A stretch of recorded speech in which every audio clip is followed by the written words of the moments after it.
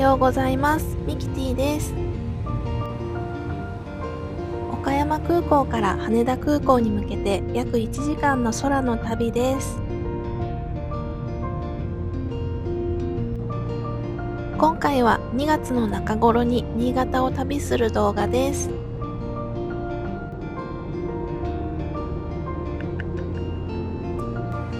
スノボをしたり、温泉に入ったり、美味しい食事も食べたので最後までお楽しみください。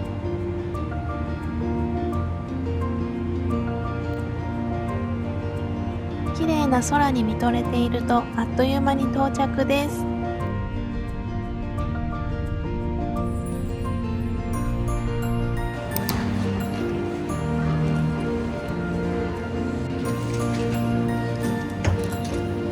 の後は電車で東京駅行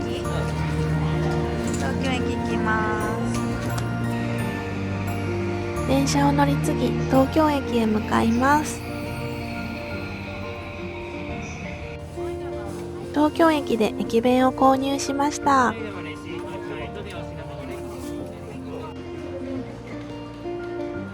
ここからは新幹線に乗って越後湯沢へ向かいます。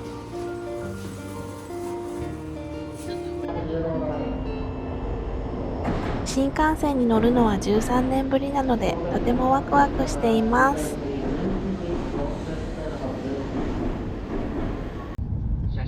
東京駅から新幹線で越後湯沢まで1時間弱で行くことができます。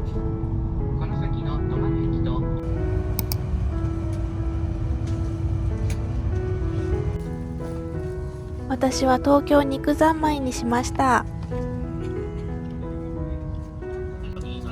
ウイスキーはウニ弁当。新幹線の中で駅弁を食べるという夢が叶いました。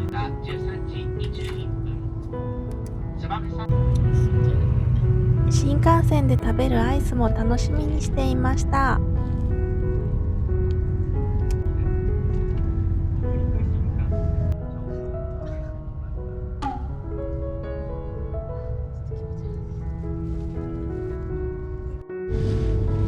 いつの間にか雪景色に変わっていました。私とウイスキーの席のリクライニングが壊れていて、着くまで直角でした。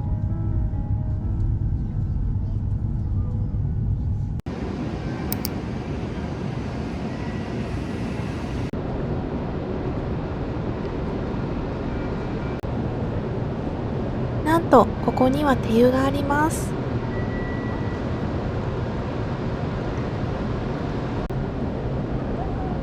温泉の匂いがしますね。あったかそう。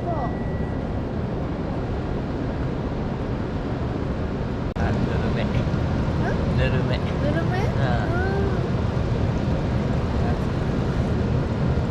ほら。駅のホームに手湯があるのって珍しいですよね。手湯で癒されました。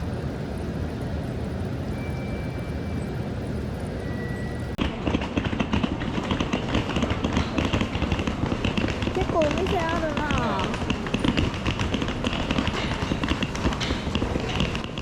駅にはたくさんのお店があり、人でにぎわっています。うどんやお蕎麦が食べれるお店があります。う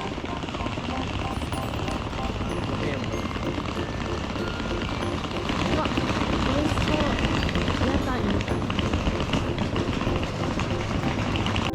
五平餅や湯沢名物笹団子などもありました。座って食べれる飲食店は常に行列になっていました。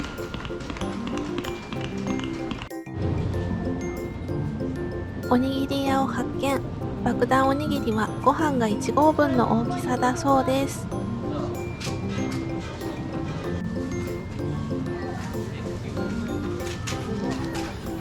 筋子が気になるけどご飯の多さに断念しました。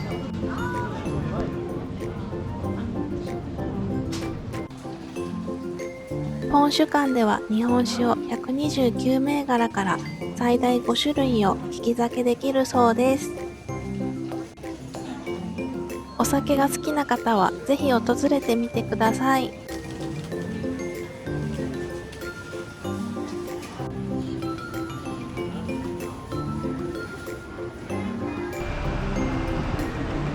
駅の外に出ました。気温は6度。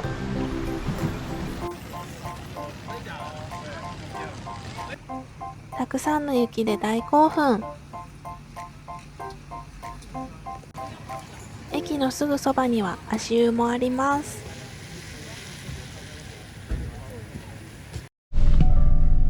これからお宿へ向かいます。雪がすごいです。食べ物屋がいっぱいあるけ今。そうだな、食べ物屋が。お宿の方が迎えに来てくれました。バスでお宿までは5分くらいです。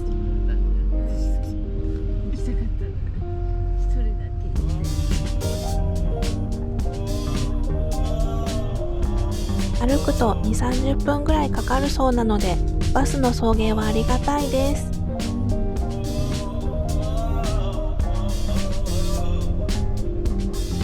雪の多さに圧倒されますね。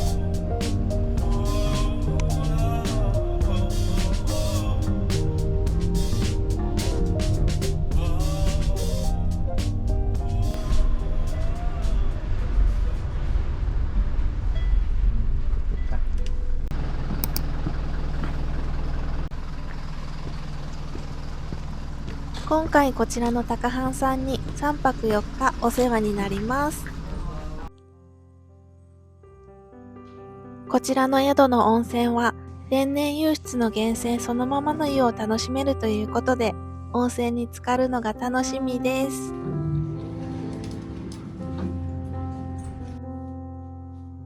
そして高半は川端康成をはじめとした文化人に愛された宿だそうです。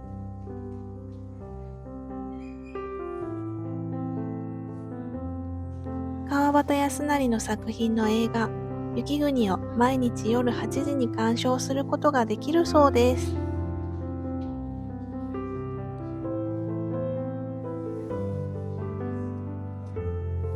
お土産コーナーもあります。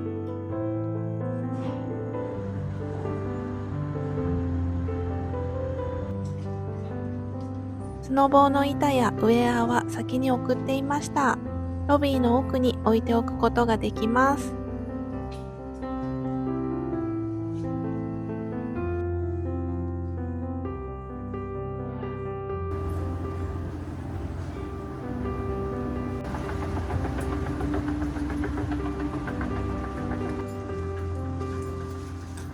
ここは図書ラウンジです。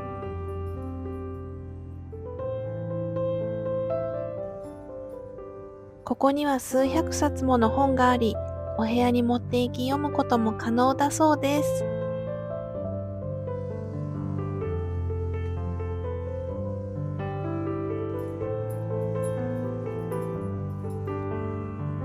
暖炉もあり、ここでくつろげますね。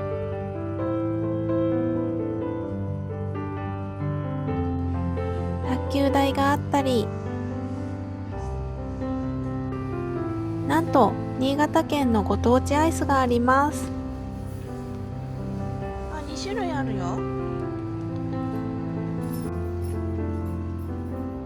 酒粕パックもあったので、温泉に入るとき使ってみたいと思います。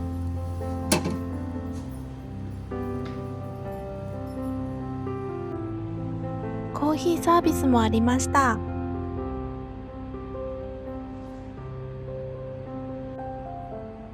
この後はお待ちかねのお部屋へ行きましょ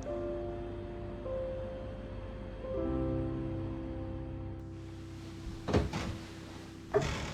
すごい、いいよいいよ。こたつがあって。ある？こたつがあって。あ、ここがいいわ。あ、すごい。あ、景色いいよ。あ、景色めっちゃいいなこれ。うん。山がすごい見える。こたつがあって雪景色が見えて最高のお部屋ではありませんか。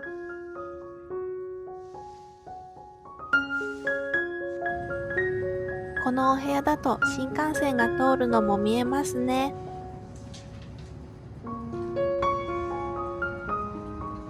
どこを見ても山の景色が見えて最高です。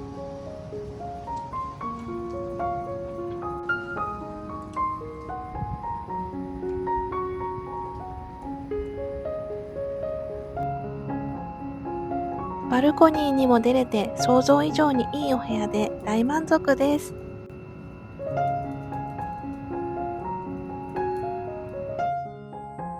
ルームツアーしていきます。かわいい温泉かご。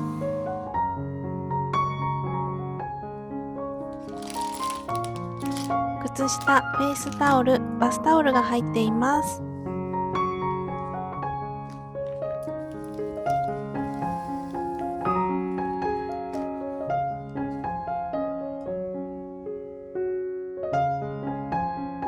こちらは洗面台で歯ブラシがあり、ドライヤーはレトロですね。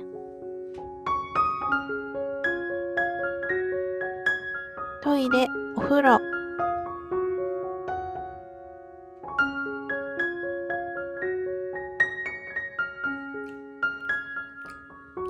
こたつの上にはご当地のお菓子があります。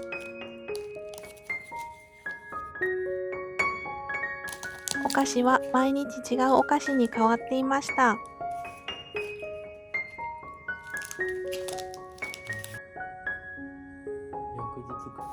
ささゆきを食べて長旅で疲れたので少しゆっくりします。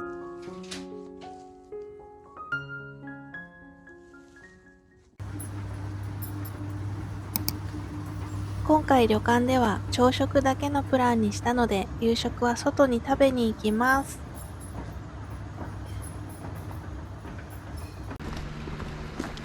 駅まで送迎してもらい歩いてお店に行きます。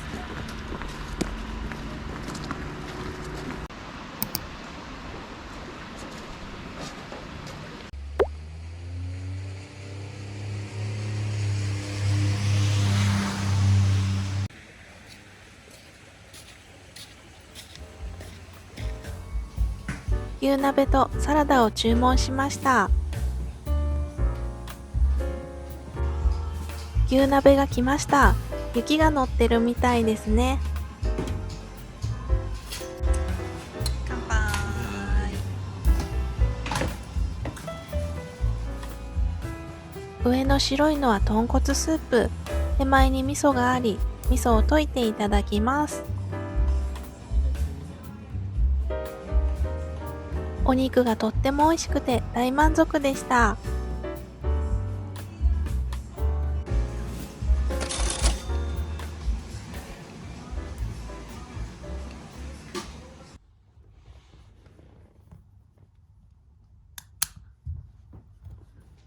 宿のお部屋に戻り、こたつに入る。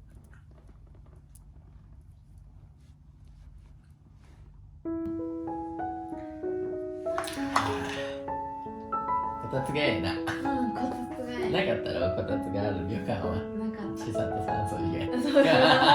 地産と酸素な、懐かしい。しっかり辛い。そのサラダポークも。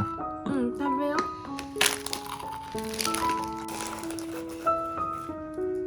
サラダポーク。おいしい。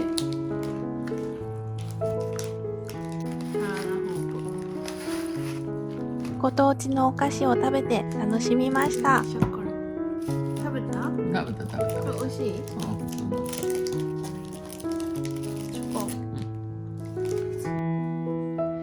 温泉に行ってきます。温泉の動画はないですが、ぬるめでとっても気持ちよかったです。約900年前に発見された源泉は奇跡の湯と言われていて、加水も加温も必要なく入ることができ、源泉温度は奇跡の43度。いつまでも入っていたくなるようなとても気持ちがいい温泉で癒されました。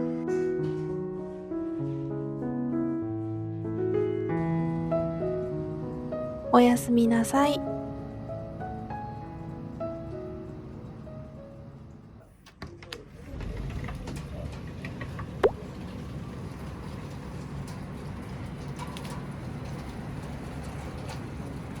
今日は朝から雪が降っていて風も強いです。今日はスノボーもしようと思っていたけど、強風の影響でガーラのゲレンデが休みになりました。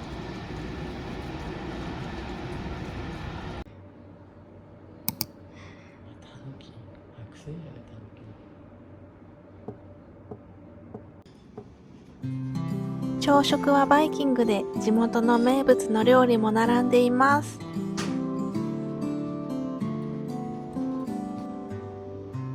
フルーツに野菜、パンやコーンフレークもあります。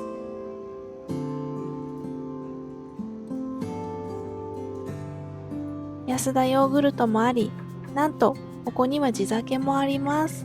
朝からお酒が飲める、すごいですね。お腹ペコペコ、朝ごはんの始まりです。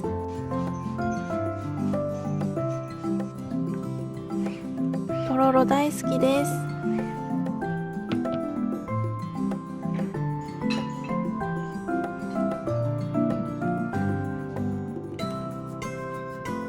お味噌汁もなめこが入っていて美味しい。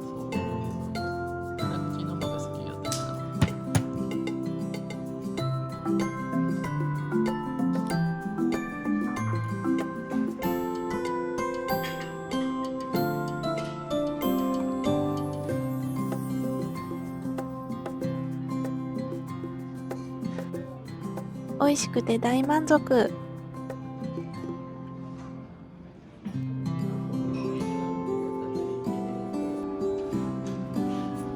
デザートは笹団子。見て、あんまり映えんだ。全部緑。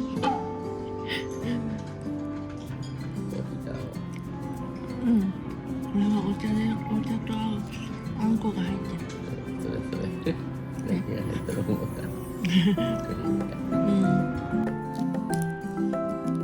最後に安田ヨーグルトも飲みましょう。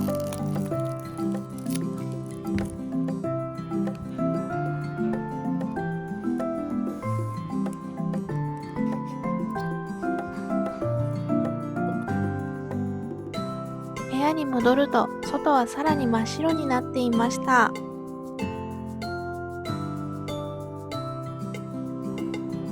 そして強風です。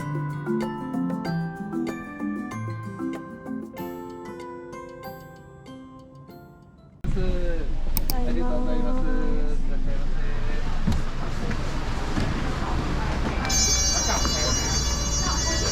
新川駅に着きました。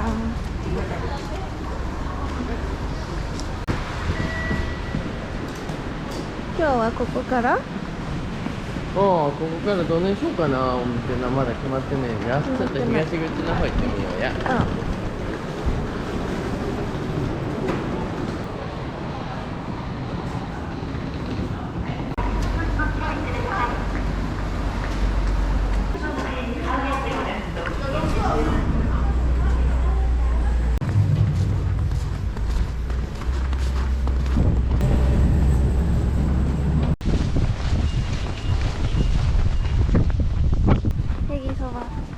夜はこのお店に来ようと思います。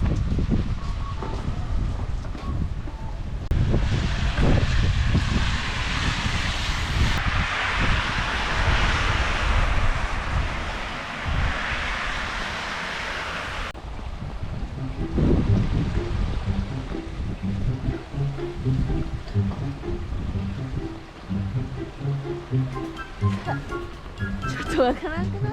わからん。あ、ボールぞ。痛い痛い。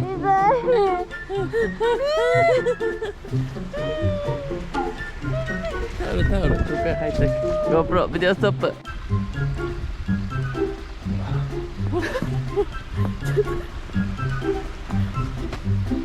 あ、これは顔っぽいわ。もっと突っ込まなきゃいけんかったんかな。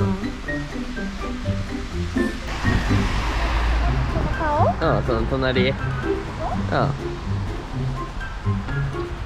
ギュッとな。え、わからんくない？わからんわ。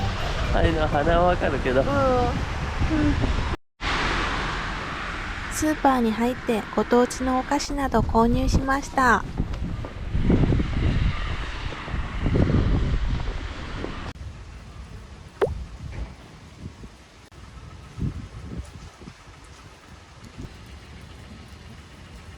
お昼ご飯を食べましょ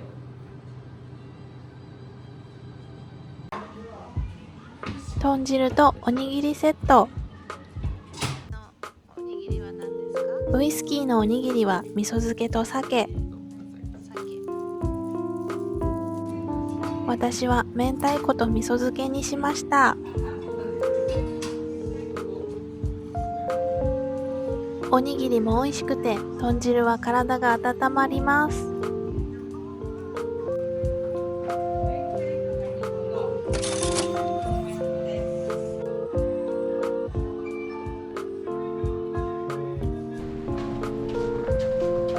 お腹も満たされて大満足。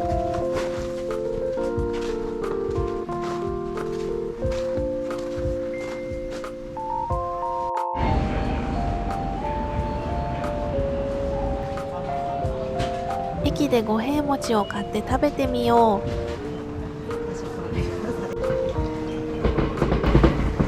焼きたてのじゃ食べれるね。よかったな。おやきも買ってみた。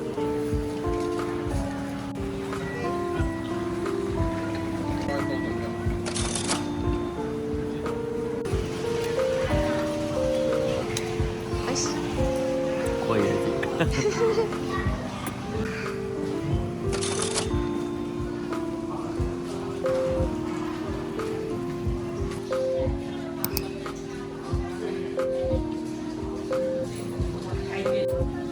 麹ラテ生姜と麹ラテきな粉を頼みました。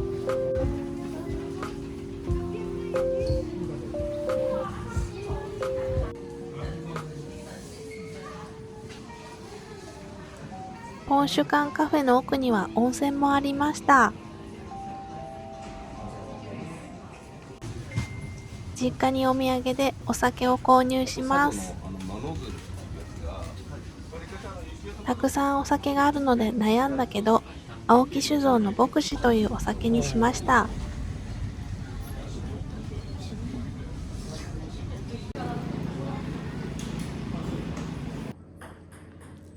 宿に戻り温泉へ。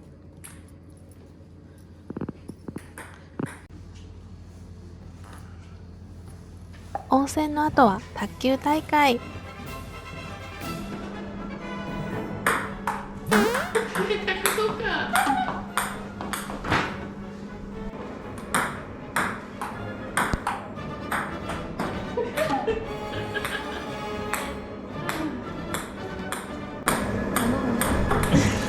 そっちじゃ。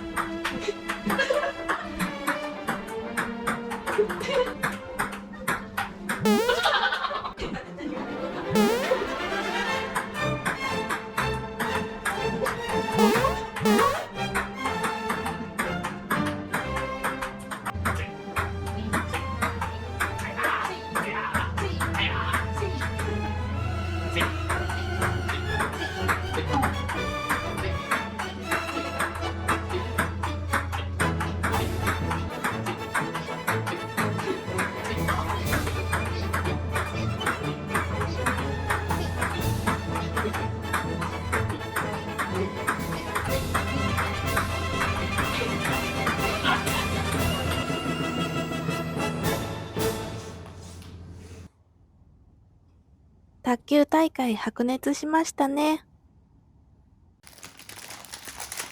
スーパーで購入したご当地のお菓子とみかんを食べてみよう。こ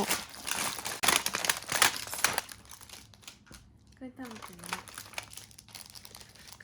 う。これはな、黒豆きな粉のソフトサンド。きなこ好きじゃない。きな粉好きじゃね。これ新潟の柏堂のお菓子。うまい。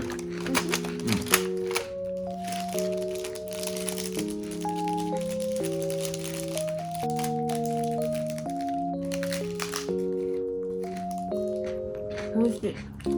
このおせんべいは割と固め。こ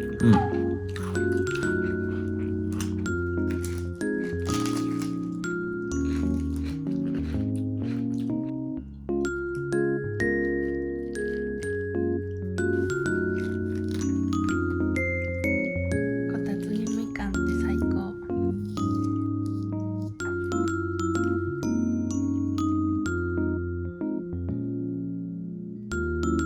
外の雪景色を見ながらこたつに入りのんびり。今日はゲレンデが休みになって残念だったけど、こうしてのんびりできてよかったのかも。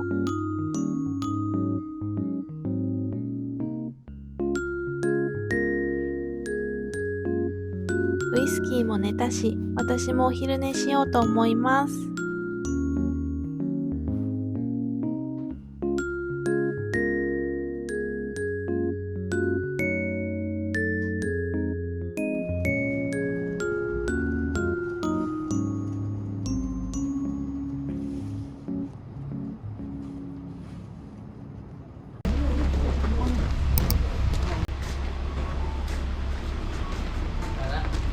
6時半からになってる。都合により。だいぶ時間あるな。1時間半もあるよ。行く？夕食を食べようと思っていたお店が開いてなかったので、散歩して時間を潰します。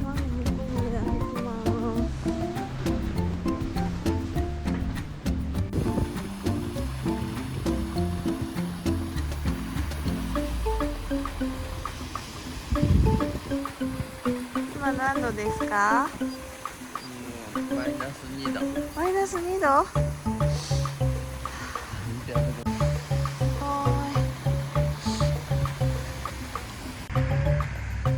道の両側にすごい雪です。こんな道を歩くのは初めて。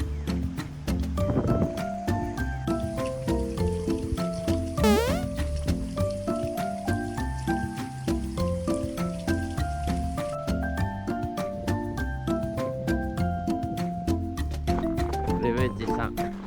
ああ。だいぶ暗くなってきました。駅の方へ戻りましょう。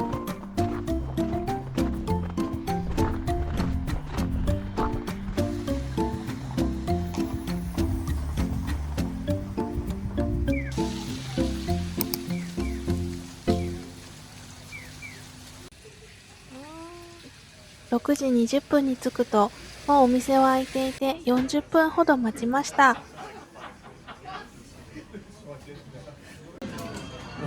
名物のへぎそばとお酒も飲みましょ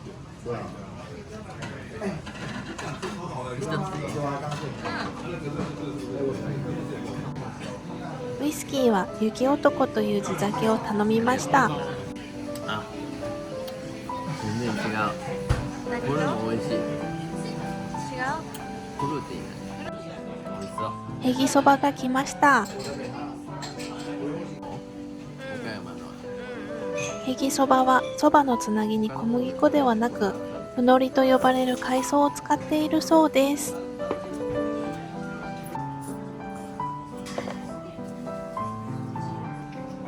舞茸の天ぷら。大きくてブリンブリンの舞茸さん、めっちゃ美味しいです。きつねそば。お揚げがとっても大きいです。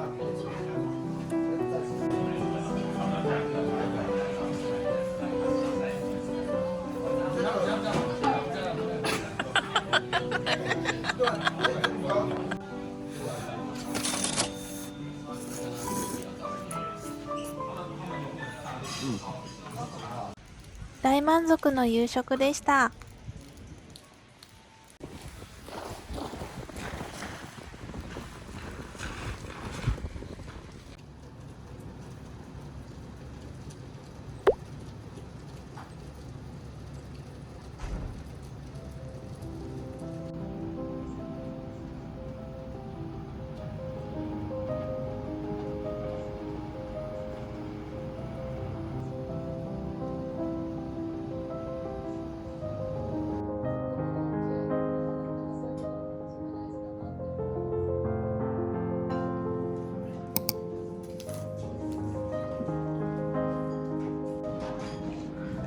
いただきます。いただきます。今日のお味噌汁は豚汁でした。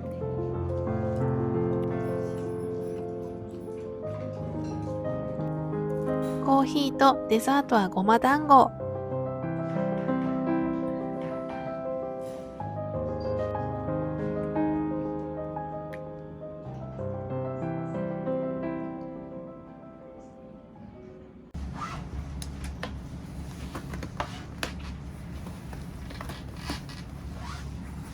バルコニーに雪がたくさん積もったので、雪だるまを作ってみよう。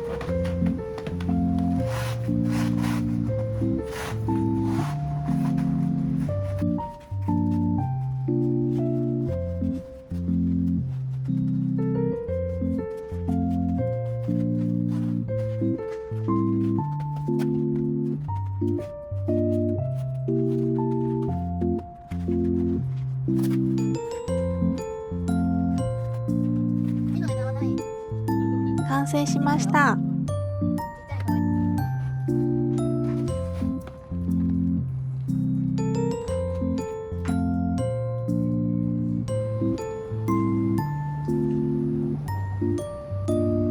雪だるまが落ちないように下に置きました。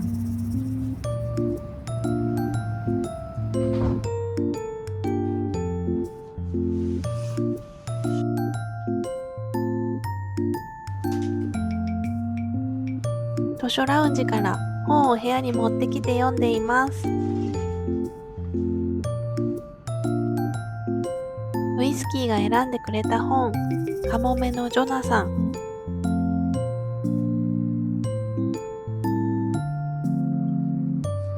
外は雪景色、朝日を浴びながらいい朝の時間になりました。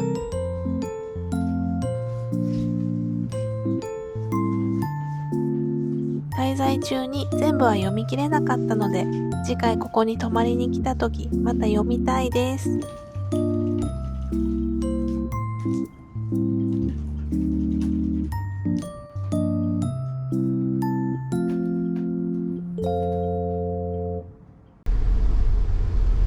さて、ウェアに着替えてボードを持ってゲレンデに向かいます。向かうゲレンデはガーラです。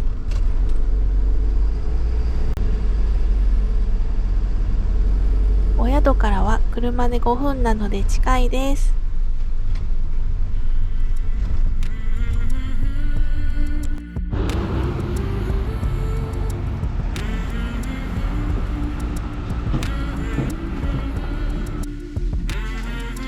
ガーラは駅直結のゲレンデなので多くの人でにぎわっています。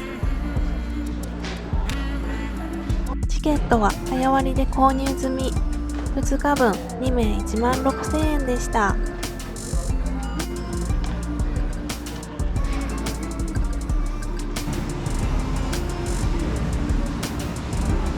ゴンドラに乗ってゲレンデに行きます。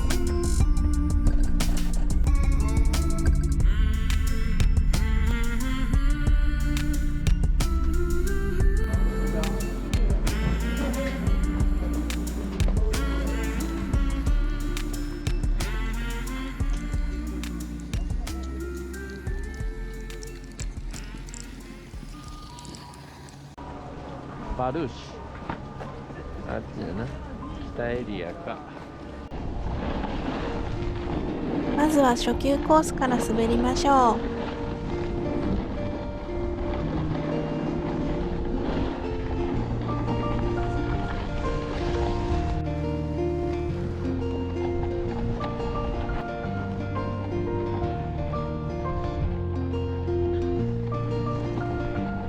色がとっても綺麗。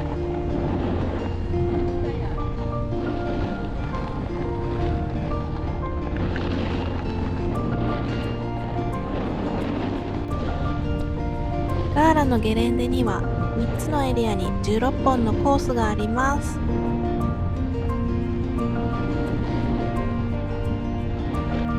残念ながら今日は南エリアは積雪量が多すぎてクローズでした。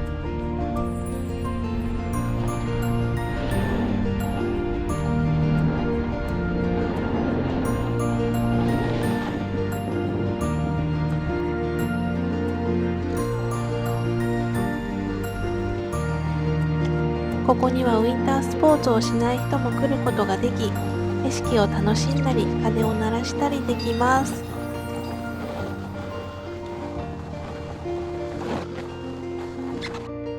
別のチケットを購入すれば、ガーラのゲレンデから北エリアは石内丸山スキー場、南エリアは湯沢高原スキー場に行き来が可能です。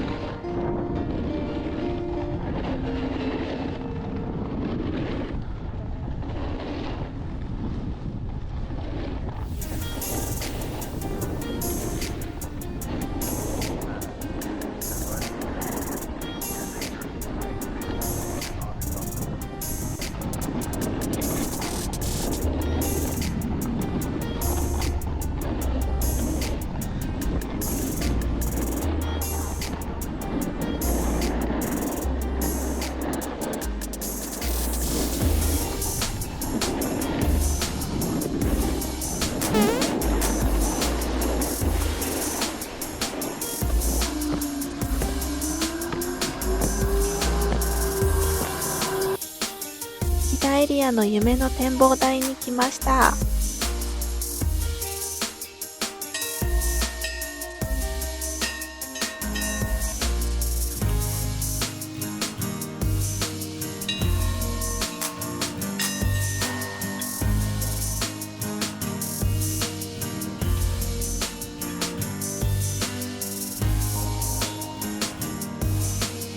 見て、あれがマッターホルンよ。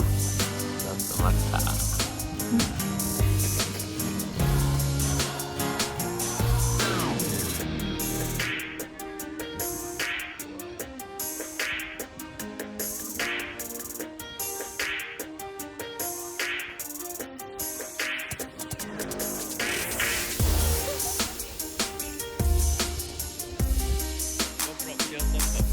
ここは人も少なく、眺めも良くて最高です。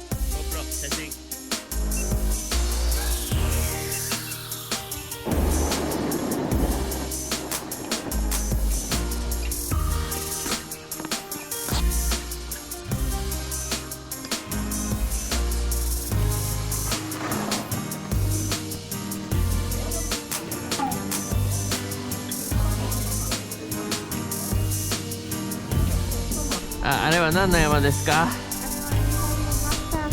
マッターホルン。ちょっと待った。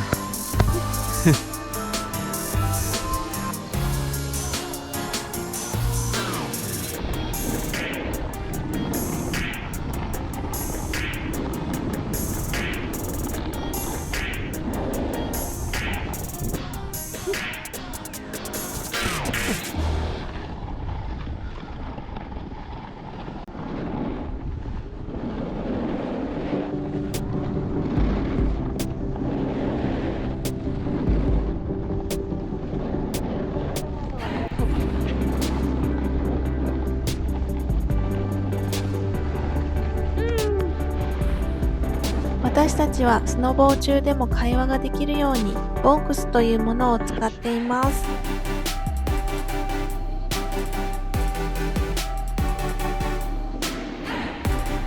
しかしウイスキーの携帯の電波が悪く全く会話ができませんでした。楽しさが半減したので来シーズンは会話ができる別のアイテムが欲しいですね。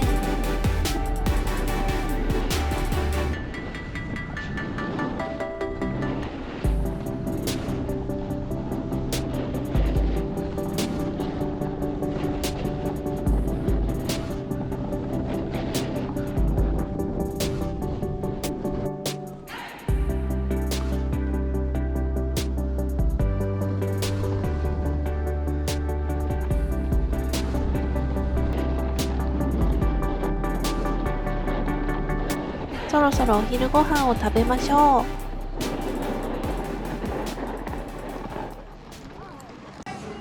う。ゲストハウス2階の新潟食堂に来ました。新潟濃厚味噌ラーメン、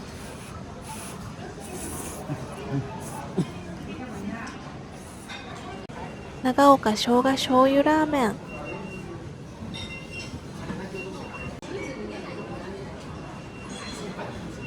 生姜が効いて美味しかったです。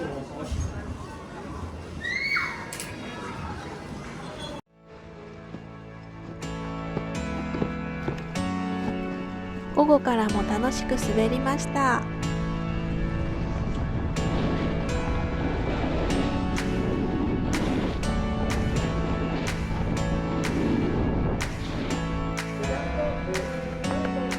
調子はどうですか？ゆったり。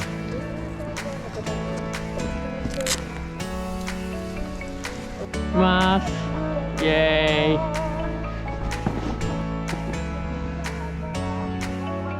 最後に下山コースファルコンを滑ります。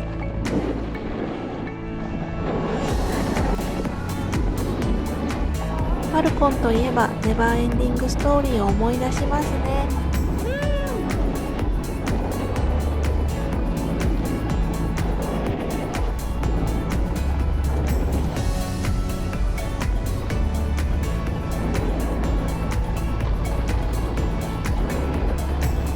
下山コースは滑走距離が 2.5 キロあるので滑りごたえがあります。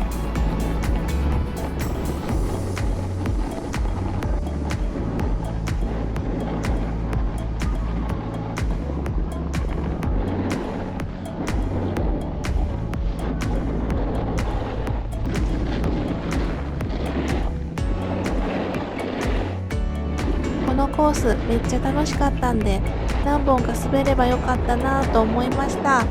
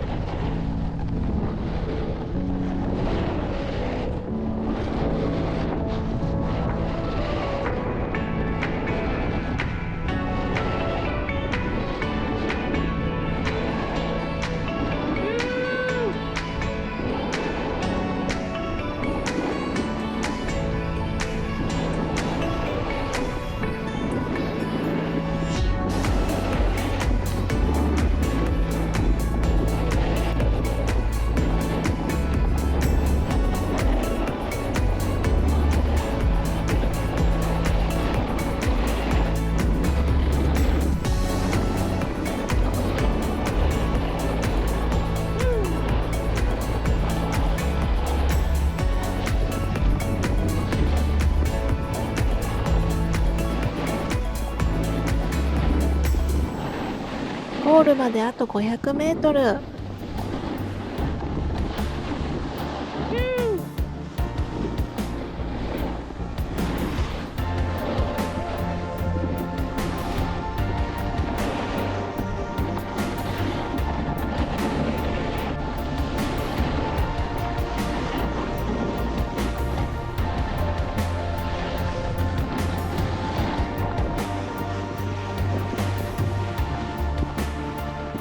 ゴールが見えてきました。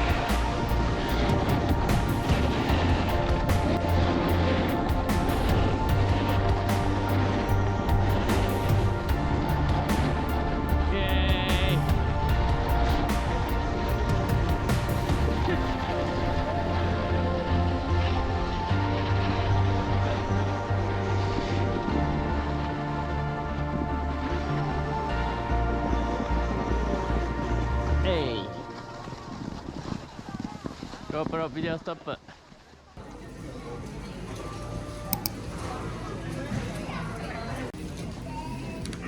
スノボ終わりにクラフトコーラ、美味しい。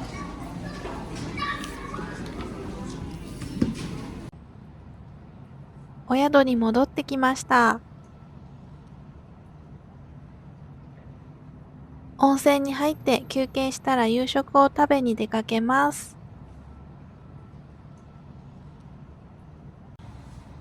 雪だるまはスリムになっていました。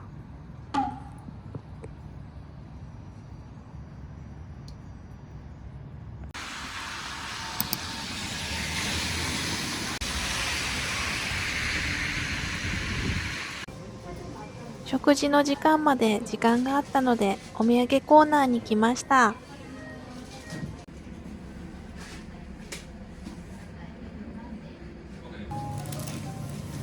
これは何？味噌温泉まんじゅう。味噌温泉まんじゅう。旅のお供。旅のお供。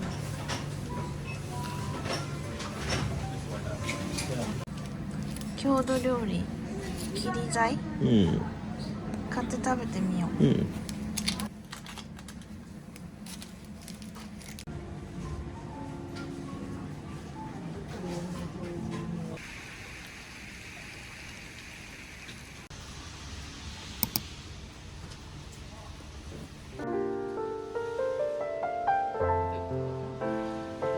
旅籠伊線の2階にあるレストラン。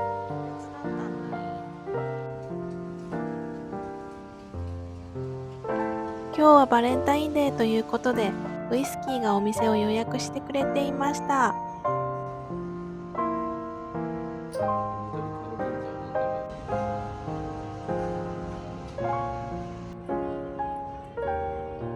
緑川酒造の緑川吟醸。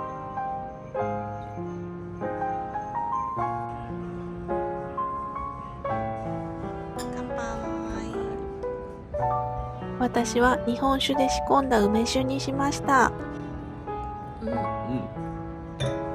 味しい。腰の鶏蒸し。まるで雪が乗っているようですね。白いのはカブをどうにかこうにかしたらしいです。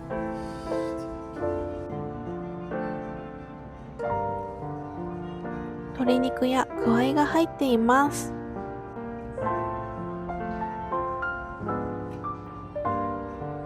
どんこつみれ椀。どんことはしいたけを乾燥させて作られる高級品だそうです。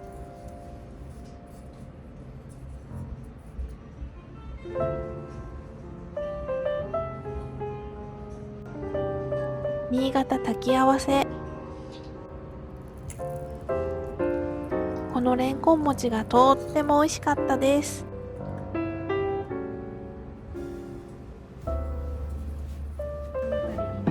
塩釜寒ぶり大根。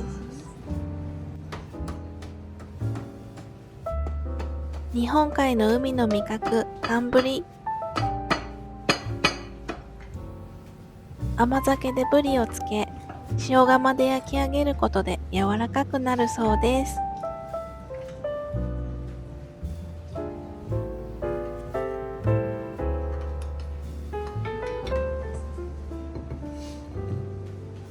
昆布茶に優しく包まれて出てきました。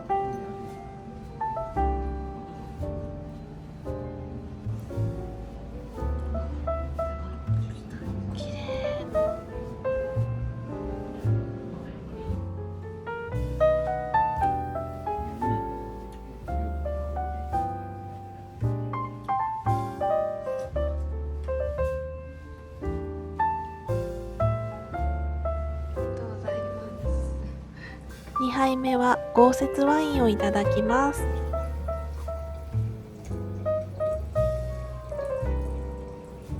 その土地でしか味わえないお酒を楽しむのも旅の醍醐味ですね。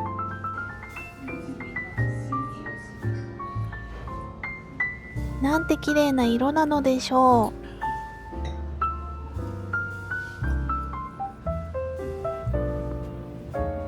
A4 ランク新潟和牛ぬか漬け。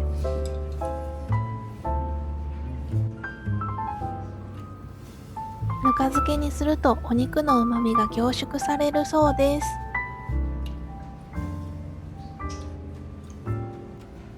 いったぬか漬けはきな粉のような香りがします。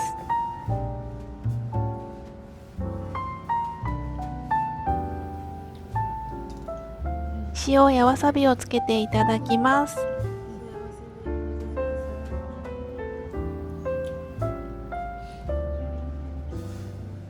美味しくて幸せな時間ですね。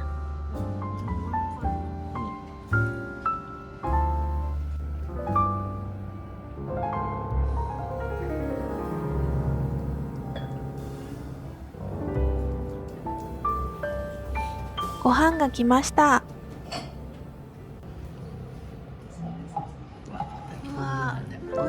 魚沼産コシヒカリ、荒巻き鮭を使った炊き込みご飯。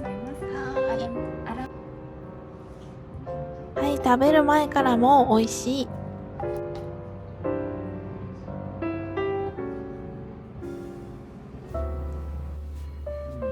お味噌汁にご飯のお供にバターと胡椒。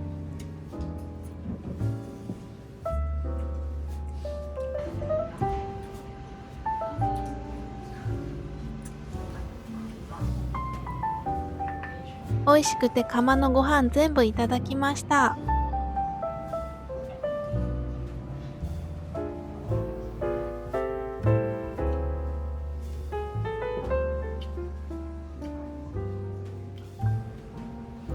デザートはルレクチェのキャラメルチョコムースとゆずゼリ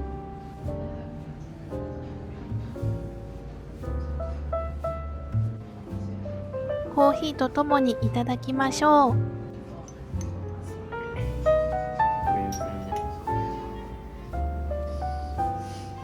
ルレクチェというのは洋梨に似た果物で甘みが強く、新潟が産地だそうです。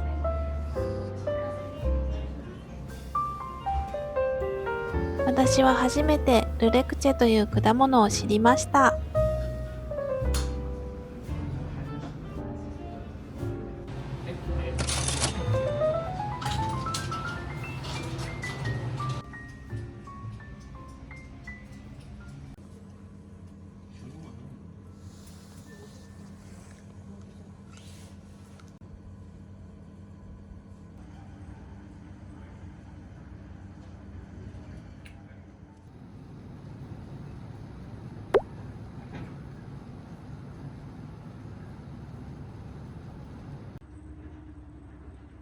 旅館の中にある文学資料館に来ました。川端康成はこの旅館で3年にわたり小説「雪国」を完成させたそうです。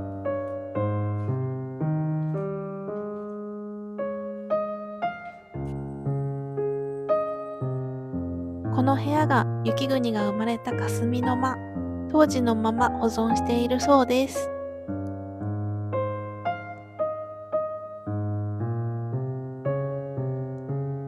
映画の撮影風景の写真も展示してありました。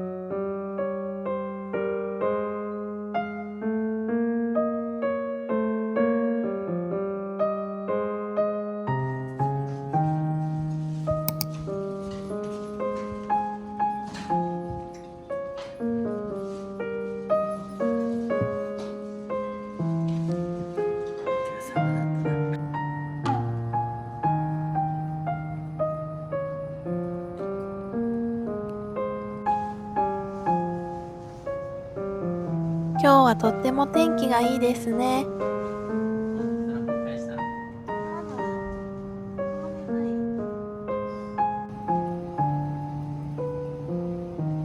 もしやあれはマッターホルン？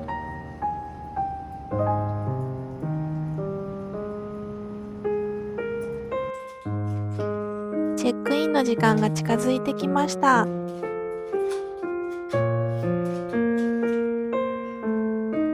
温泉も気持ちよく、お部屋もこたつがあり、のんびりできて本当に良かったです。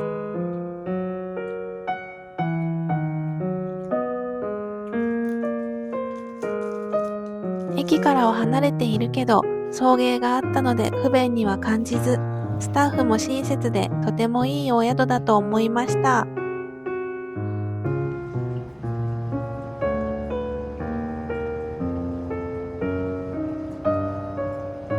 今回の宿泊料金は3泊4日朝食付き大人2名で81,900円でした。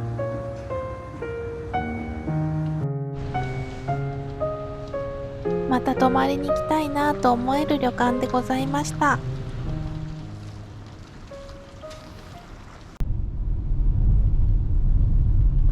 今日はガーラのチケットがあるのでゲレンデに遊びに行きましょう。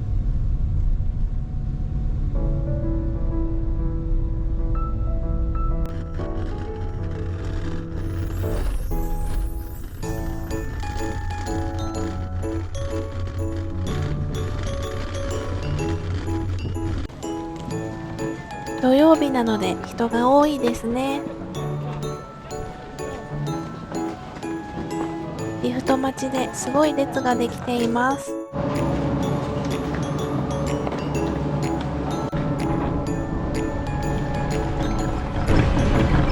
通の服じゃなるとなんか新鮮だな。新鮮。初めてじゃない冬に。脱げる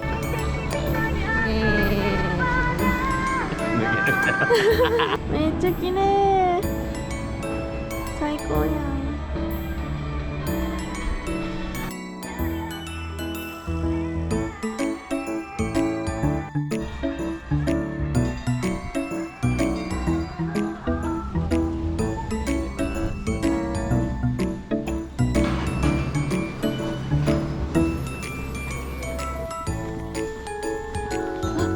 すごい綺麗。めっちゃ綺麗。昨日より綺麗。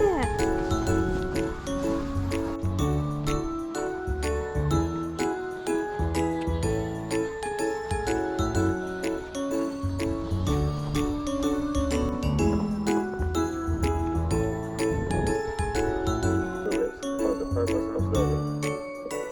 Thank you for your cooperation and understanding.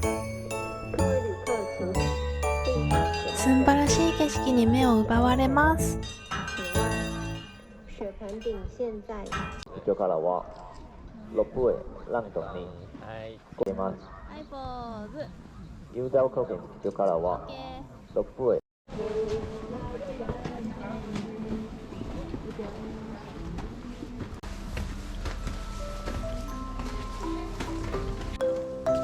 うわーすごい。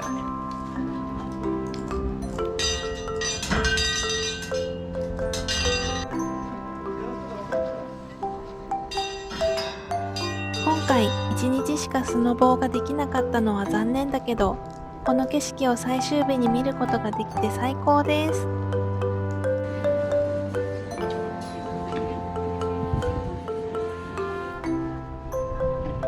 リフトからの景色も絶景。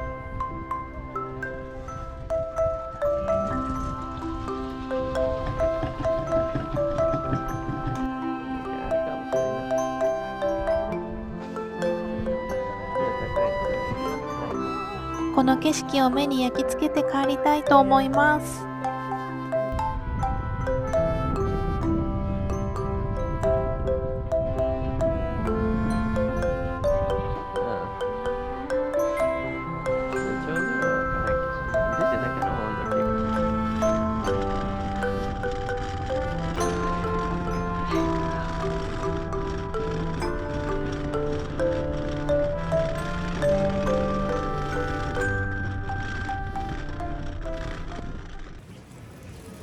ガーラで駅弁を購入しました。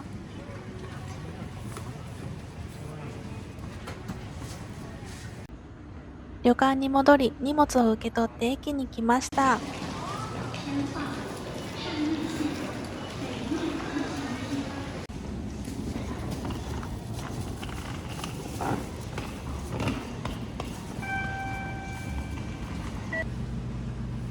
以前で買った温泉まんじゅうめっちゃ美味しかったです。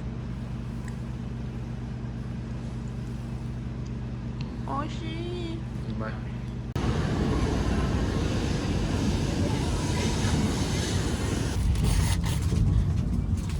夫が選んだタレカツ弁当は紐を引っ張ると温まる仕組みになっていました。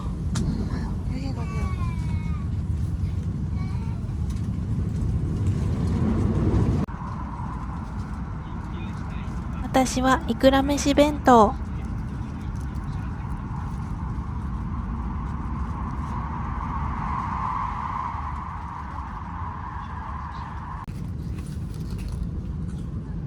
タレカツも新潟名物で、これで食べたかった新潟名物は制覇しました。羽田空港に到着して大好きなお菓子を購入。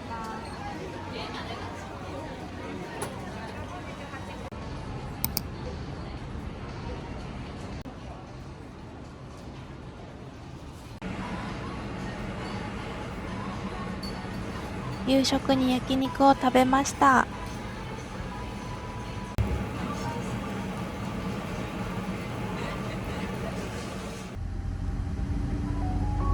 今回の旅もそろそろ終わりを迎えます。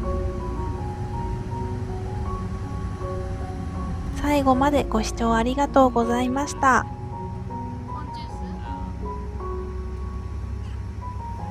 高評価、チャンネル登録してもらえると励みになり、とっても嬉しいです。